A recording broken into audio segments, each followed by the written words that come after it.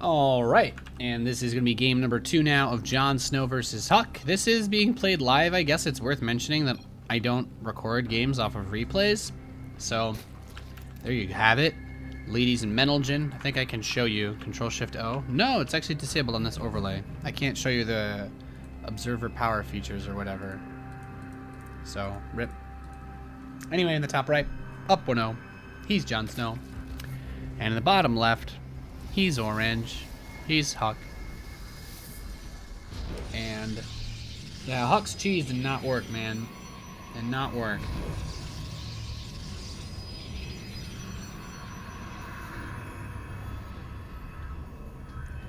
So let's see what happens then. Is HuK gonna continue to this aggressive route? I think so. I think his professional Clash Royale career is getting a little bit in the way of his attempts to qualify for this tournament, which is going to be difficult. So we'll see if there's anything else that he wants to do. Oh, you guys talking a lot about winter, huh? Well, you know, if you guys want to learn some great strategies, actually, in my replay pack, I did dumpster him twice in the last week, so you can also check that out as well, since you guys are advertising his channel and mine. All right, Cybernetics Core on the way. Yeah, HuK's gonna do another HuK build. That doesn't surprise me. He does usually get the Nexus after the core, which is not that crazy in PvZ, but most Protoss like to be really greedy or really aggressive. This probe manages to slide between the drones. Staying alive, staying alive. And now the spawning pool is on the way. So, Jonsnow playing relatively greedy, but you know, that's just the way it is. I don't think there's anything anything super crazy. And now another important thing, of course, to mention is that Jonsnow being up 1-0 means if he wins this map, he'll eliminate HuK from this qualifier. This qualifier. If you were Australian, this would be a qualifier. Get it? No.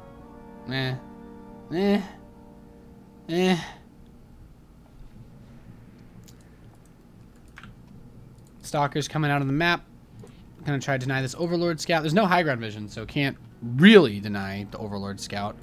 Jonsnow just building Queens, though. And he's gonna probably get Zergling speed once he hits 100 gas. Super standard, super normal, keeping it fresh, keeping it real. This is actually one of the builds that I was using when I was trying to learn Protoss. Wow, he sent the Stalker around to dodge the Overlord. He doesn't want him to build any Lings. He wanted to prevent him from knowing that the Stalker was coming across the map to try and harass him. Nice meme. So I can appreciate that, actually. That's not bad at all. And this Stalker is going to continue to push forward and try to be annoying. Nothing else really crazy happening there. Let's see. Stalker and Adept are going to step forward. Adept is going to try to scout. It's like, what's up the ramp? Nah, not that much. Maybe I'll get a cheeky drone kill or two. The Stalker is putting pressure on. Of course, this 150 mineral unit can beat a 125 mineral 50 gas unit. And, oh, nice micro, actually. Not losing anything to the Adept. I think the Adept's killed just one drone inside of the base so far. Looked like it could have gotten a lot more done, though. A lot more done earlier on, so we'll see. Twilight Council on the way. I guess this is the part where I tell you guys that I'm casting this for free, so you should all subscribe to my Twitch channel right now, because I'm a literal god. 9 drones are on the way. And Mothership Core is out. So the Overlord's like, oh, what up? And HuK's like, it's that Overlord, boy. But it's not, I mean, there's not really, shouldn't see the Twilight. Nope, rip. Never lucky. And he overcharged to kill 2 Lings. There's not, that was just 2 Zerglings, right? Yeah, all right. He doesn't even have any other Zerglings, so that overcharge feels maybe a little bit premature. Maybe he was worried about it scouting the Twilight. Jonsnow still doesn't know. Jonsnow has an insufficient knowledge base, is how I would say it, without being rude, like everybody else in that show. Baneling Nest. So, people have been doing this a lot lately. As you guys all know, I have no passion. I only watch and play Terran. So I usually don't see all the weird stuff that Zerg players do to get free wins with their easy race against Protoss players. Please don't take that too seriously. I am kind of joking around here. But yeah, apparently lots of Banelings is a thing. And I'm pretty sure that there's going to be a Hydralisk den when this is done. Hydraling Bane is like super OP because Protoss players forgot how to build Colossi.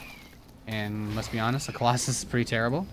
So it remains to be seen just how effective this is going to be. Hydra den's on the way. This is a paltry force, man. I don't know how I feel about this. I don't know how I feel about this army moving out, trying to get something done. I'm Australia, and I find the super offensive. Australians wouldn't want to play in a qualifier. I'm a pretty terrible human being. Hey, I mean, I'm American, right? So I can just undo it by self-flagellating, right? And just, oh yeah, we'll call it the burger fire. Right, guys? Haha, funny. Wow, those Banelings. Oh my god. I'm having difficulty breathing, trying to laugh at that. Dark Shrine is done, though. A tactical necessity. Double robo charge. Baneling speed, though. I mean, those Banelings were very, very cost-effective. HuK pretty much lost everything that he had here. So we have 2 Dank Templar making their way downtown. Walking fast. Cloaks. Flap. And the Zerg bound.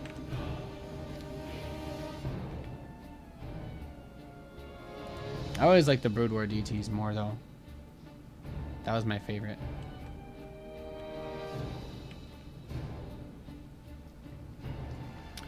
Now, DT's going to go to the 4th base. And nope, never mind. Immediately gets caught by Overseer. Turns into an Archon and dies. Okay. Another DT comes over, gets surrounded, and dies. This DT killed a drone. And is going to try to bounce around towards the 3rd base. Meanwhile, the army is here to fight again. Resonating Glaive Adepts with no upgrades, just Resonating Glaives. And we have these, are they just, yeah, 0/0 links with the +1 Hydras? Oh, +1's actually not done yet. I didn't even realize he canceled the +1 range upgrade. So these Hydralisks are able to get into a decent position. They do have the range upgrade, which is nice. So the Hydras get a little bit of work done. The Banelings are not in position. This DT got up to 4 kills and is now going to run back towards the natural expansion. So HuK's trying to get a little bit of work done here, but nothing crazy is happening. Oh wow, those Hydras, a little move command action going on. Adepts are good enough to trade against Hydras very effectively. That DT finally dies. The Dark Templar is finally killed right there. And HuK's going to take his 4th base as he starts up his +1 attack and 2 more Immortals. And Hydralisk Den as well. So Hydralisk Den is or Lurker Den is always a good move because there's not really a whole lot on the ground that deals super well with them. Protoss players have basically been winning in Code S by A-moving 20 Immortals with their infinite shields. And that's pretty much been how they've been doing it against Zerg players. At least that's what I hear people complaining about on Reddit and Twitter, which, of course, according to the community feedback updates, is the most important place to get feedback from. So that is definitely something that has caught my eye. The Immortals are the key. You need as many of them as possible. As DJ Khaled would say, they are the key. And you should never lose sight of what you want in life.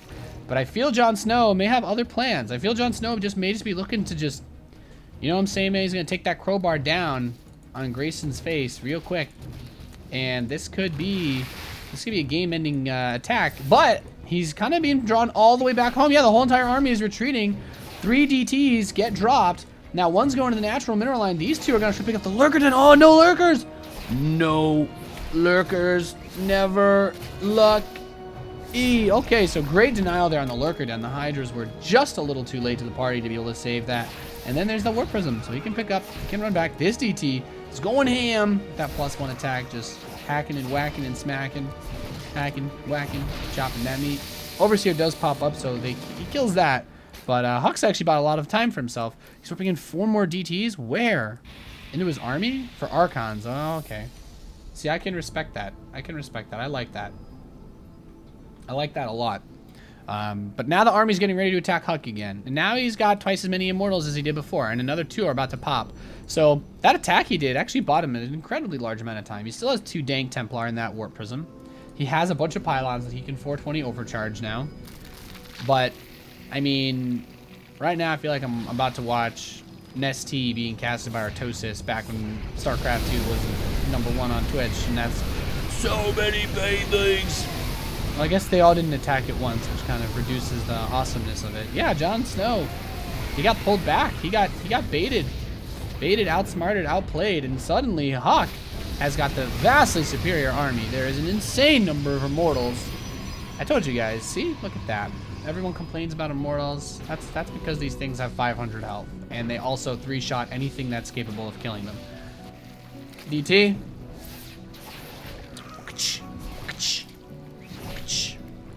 When I swing my sword, that's what it sounds like.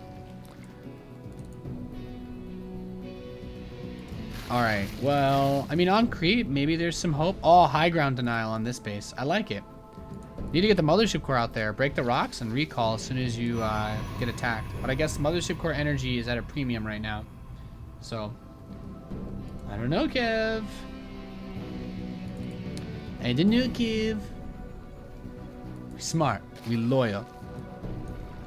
Build your family. Build your wife a command center. Build your whole family command centers.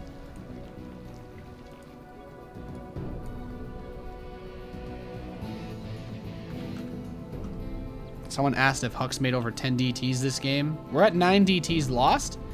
And technically, there were 2 Archons that became DTs. So, 3 Archons that were from DTs. So, yeah, I'd say over 10 DTs. Oh, well, 5 being made right now. Yep, we broke the 10 DT mark. Pretty hard, actually. Literally just mortals are so sick. So sick. No Jenny No was watching the stream earlier. But if Elky was here, that's what he'd be saying. So sick, so many immortals, so sick. Force field barrier one time. And he'd be right. That's the thing. These things are so sick. And look at this. Oh, just no, don't move, don't oversteer. Don't go. Murph. Alright, picks off the Dark Templar. That's good. So this Stalker is just still sitting here being super annoying. And these Banelings that are morphing actually do get caught, so that's good. That's good. This is I would say going pretty well. I mean, HuK's kind of fought his way back into this game in a big way, but Jonsnow, how does he win this? He needs more Banelings. He doesn't have enough minerals to make Banelings. That's usually not the limiting factor here. It's pretty much always gas. And look at I think HuK is just gonna plow through him like PennDOT on a 2-hour delay. And yeah, the Immortal Barriers, they are pretty much unkillable. I think a Ling Flood to follow this up might do the trick. HuK doesn't have a Warp Prism. That's probably the only way he could lose this fight, is just that he has no reinforcements at all. Or he could keep attacking the barriered Immortals. Yeah, I guess that's another way to lose. Jonsnow has been heavily hurt by this force. Now with another wave of Zealots coming in, that should be enough, because there's no Carapace upgrade, which means the Lings will die in 2 shots to the Zealots. So some of these Immortals are close to getting their barrier. Yeah, actually most of the Immortals have their barriers back already. So they're once again 500 hit point wonders. There's an Immortal on the high ground that does get picked off, and a Stalker. 10 Mutalisks. Okay. That is not the worst idea ever. Is there a Templar Archives? Maybe we could get like... No, okay, so Archon Switch is actually going to be hard to do. The Mutalisks, though, are going to be a phenomenal way to deal with the Immortals, because even though there are Archons, you can always kind of just use the bounce from the Glaive Worm to ricochet off the Immortals onto each other and burn out all the barriers real quick. Because HuK doesn't have them manual mode. They're all on auto cast, which means they trigger as soon as the Immortal takes any damage. So Mutts are on their way. They're poking. As you can see, all those Immortal barriers get triggered simultaneously, which does drastically decrease the skill that they have. I mean, drastically decreases their aim movability, which is also, you know, in certain cultures considered to be synonymous with skill. But yeah, these Hydras cannot fight against this army. Charge Lot Immortal Archon is so sick. Oh my god. And look at these. Oh, you thought Zealots were cheap, man? No, these things always trade effectively. Hydras don't stand a chance. There's a lot of Hydras that died. So the Mutas are trying to force this game into a really awkward...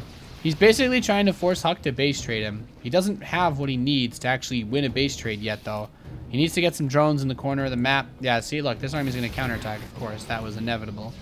But HuK... Only thing he's really missing is Blink, but he's got +3 Stalkers, which actually helps a lot against Mutalisks. Keep in mind, if HuK ever has to get into a big fight, yeah, look, pop the Guardian Shield. Just pop it like it's your collar, okay? Like it's 2005 when everybody was popping their collars. When you had that meme of the dude with so many popped collars that his collars had collars that were popped. GG, HuK ties the series up. Well, mama, met.